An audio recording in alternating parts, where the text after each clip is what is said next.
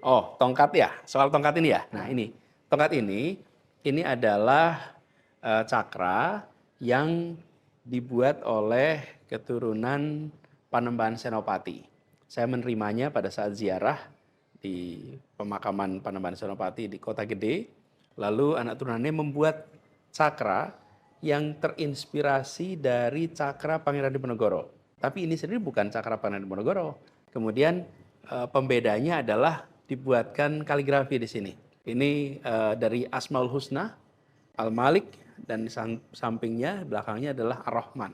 Katanya supaya pemegang kekuasaan digunakan kekuasaannya untuk memberikan rahman, memberikan rasa kasih, sayang, mencintai. Jadi ini yang saya terima waktu itu dari keturunan Panembahan Senopati di Kota Gede di Jogja. Cakra ini beda dengan cakra Pangeran Diponegoro. Memang terinspirasi, tapi beda bentuknya.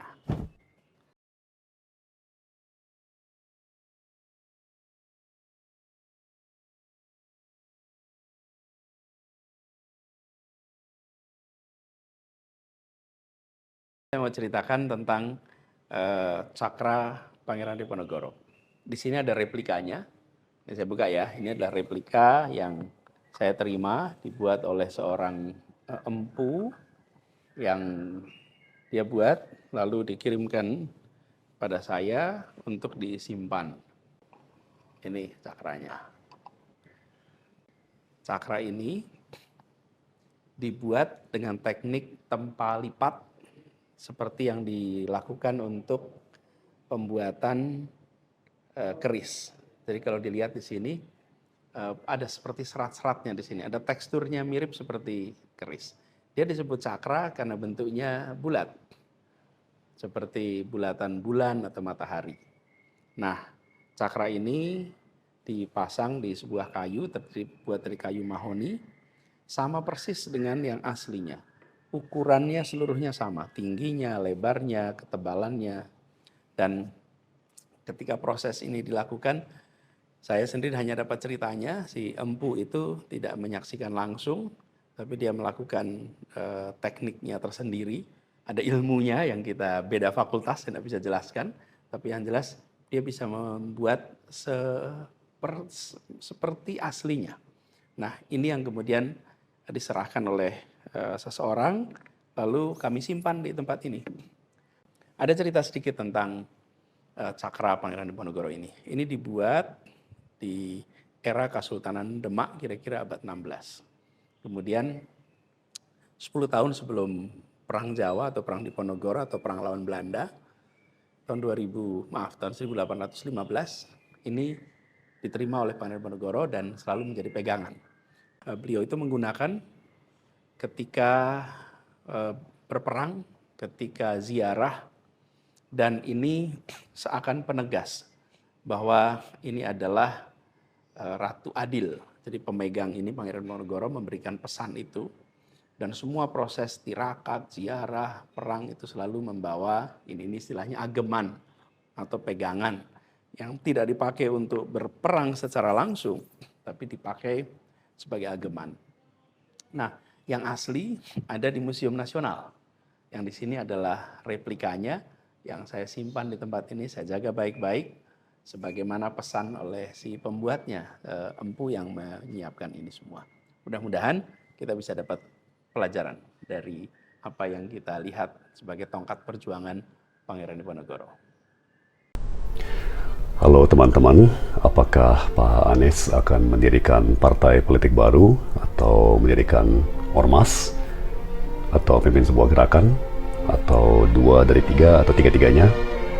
Kalau tertarik status terkini, silakan nonton wawancara saya di podcast Pejuang dengan Mas Husin Amirullah di YouTube channel beliau, yaitu podcast Pejuang dengan DJ PEDJUANG ya, yang akan terbit dalam beberapa hari ini. Terima kasih semuanya dan semoga sehat selalu. Sahabat dekat Anies Baswedan, Tom Lembong kembali menggaungkan terminologi resistant blue dalam cuitan terbarunya yang dia unggah di media sosial Instagram. Senin lalu ya, 16 September. Postingan ini Tom Lembong bikin seiring dengan makin intensnya kegiatan Anies Baswedan berkeliling ke sejumlah daerah termasuk di Jakarta menemui para pendukungnya. Apakah Pak Anies akan mendirikan partai politik baru atau organisasi masyarakat? Mungkin pimpin sebuah gerakan?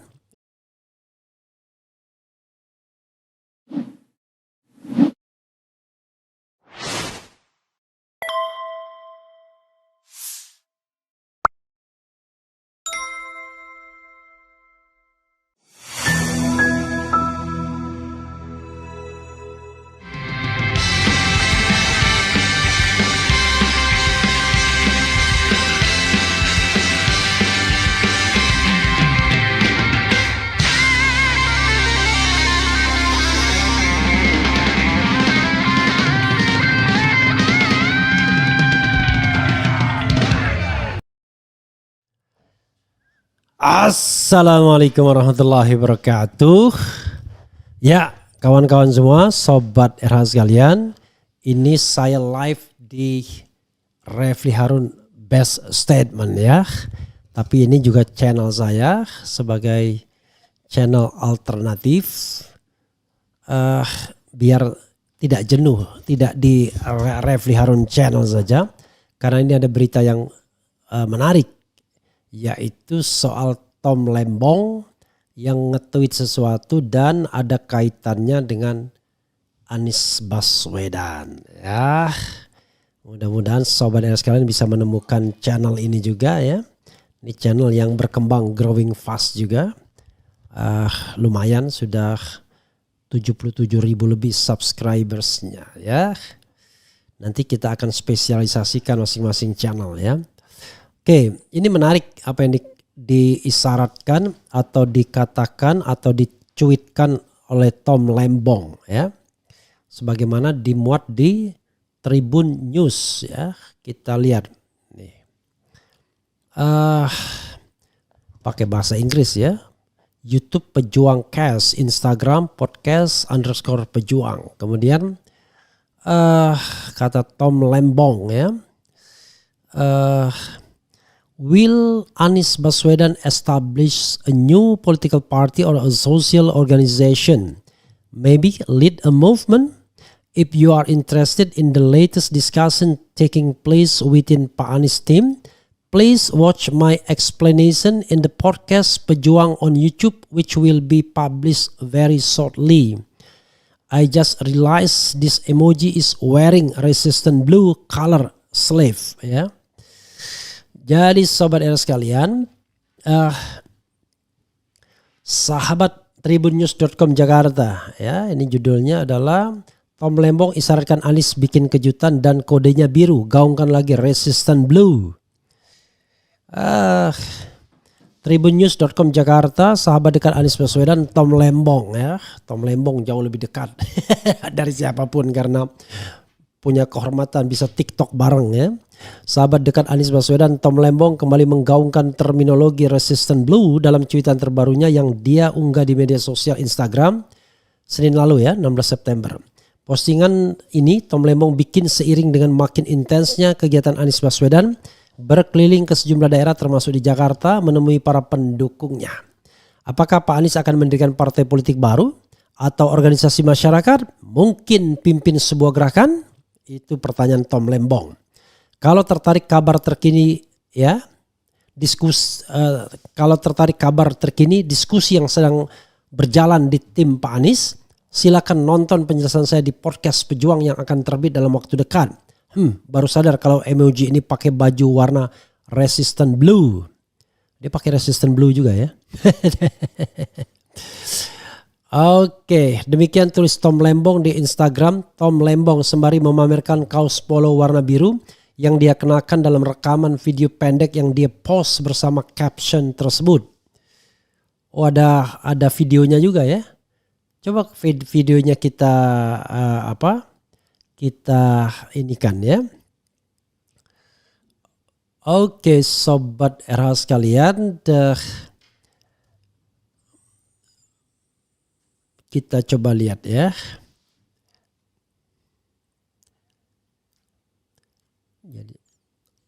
Jadi bukan slave ya, lengan baju ya.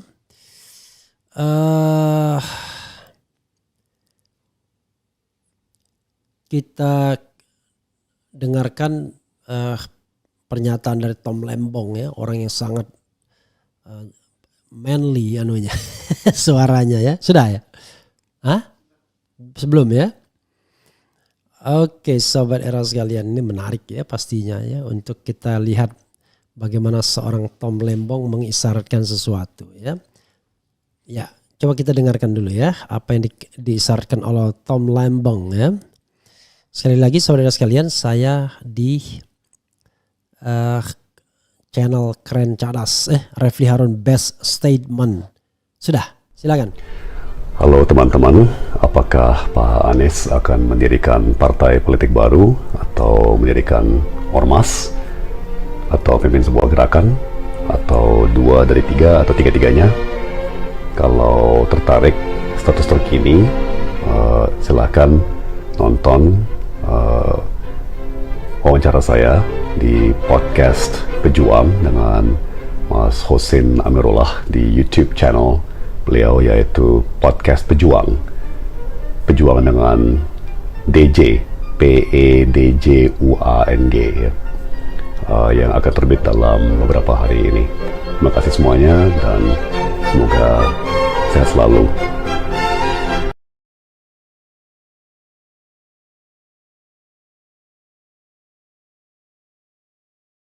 Itu tadi dari Tom Lembong ya. Mungkin musiknya kena copyright, I don't know exactly. Ya, saudara sekalian, Tom Lembong ya, orang dekat Anies Baswedan ya, sama-sama kuliah di Amerika Serikat. Oke. Lulusan Harvard University ya. Ayo semangat coblos semua. Siap deklarasi dengan partainya Pak Anies Baswedan. Sebaiknya gabung ke Partai Nasdem atau PKB. Jangan bikin partai baru, sangat besar biayanya. Ini belum tercerahkan. Apakah ini live? Live, don't worry ya, live. Jangan gabung-gabunglah, bikin sendiri, punya jati diri and idealisme sendiri dan pasti beda satu sama lain. Rob Diesel, this is live ya. Insya Allah dipermudah Pak Anies Baswedan memperjuangkan keadilan bagi seluruh rakyat Indonesia. Amin, amin. Be yourself, gerombolan ruwet iki. Apakah Tom Lembong ini tinggal di Singapura bang? I don't know exactly ya. Saya tidak pernah ke rumah Tom Lembong. Tom Lembong belum pernah ke sini juga. Hanya ketemu di jalan the last time. Sama-sama berorasi pada tanggal 22 Agustus 2024 ya. RH belum pernah undang Tom Lembong. Saya sudah try ya to invite him, tapi so far belum berhasil ya. Nanti kita lihatlah ya, ada orang-orang tertentu yang memang nggak gampang kalau diundang ya. Tapi ada orang-orang yang tertentu yang cepat sekali tanggapnya. RH belum pernah, oke. Jangan gabung ke partai lain, bikin aja, banyak yang sumbangsi kok kalau Pak Anies bikin partai sendiri. Saya yakin itu satu-satunya orang jujur dan tulus untuk rakyat. No, jangan terlalu berlebihan bro ya. Kita ya, walaupun Anies nanti bikin partai politik, tetap harus diingatkan.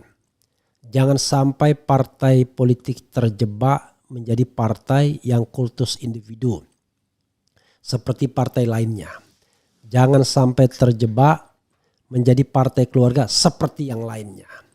Jangan sampai terjebak untuk bargaining kursi dan bisnis seperti yang lainnya. Ya, harus menjadi partai yang memang berjuang untuk kebaikan. Kopinya RH sampai 12 ngeri, enggak ya, satu air putih sebenarnya. Ya. Satu gelas saja belum habis sobat era sekalian ya. Begitulah bunyinya kakinya. Nanti orang bingung ya. Jadi belum habis ya. Selamat pagi dari Gusan Kau Siung. Apa ya mas? Salam dari Papua, keluarga besar. Saya siap kirim donatur biar sedikit buat partainya Pak Anies Baswedan. Udah muncul podcastnya, tapi bau-baunya kok ormas dan bukan partai, begitu ya. Semoga semua berjalan lancar tanpa kendala dan berpihak pada umat serta rakyat. Amin. Semangat pagi, semoga dimudahkan dan dilancarkan dalam berusaha dan mendirikan ormas atau partai baru. Good luck, bismillah. Mendukung full Pak Anies. Pejuang sejati akan tetapi bertempur di medan juang. Langkah cerdas Anies Baswedan bersama Partai Perubahan Indonesia adalah langkah juang teramat tangguh dan gagah untuk tegaknya nilai konstitusi. Udah muncul podcastnya tapi kok bau-baunya ormas dan bukan partai. Tom Lembong ini orang kaya, duitnya punya koneksi oligarki di US. I don't know exactly. Pastinya ya, karena lulusan Harvard, bahasa Inggrisnya very excellent ya, penampilannya meyakinkan, apalagi ya. Oke, sahabat sekalian, itu saja ya. Saya harus bertandang ke Perpustakaan Nasional. Buku saya yang berjudul lupa ya, penerapan hukum internasional, hukum hak asasi internasional dalam di Mahkamah Konstitusi atau di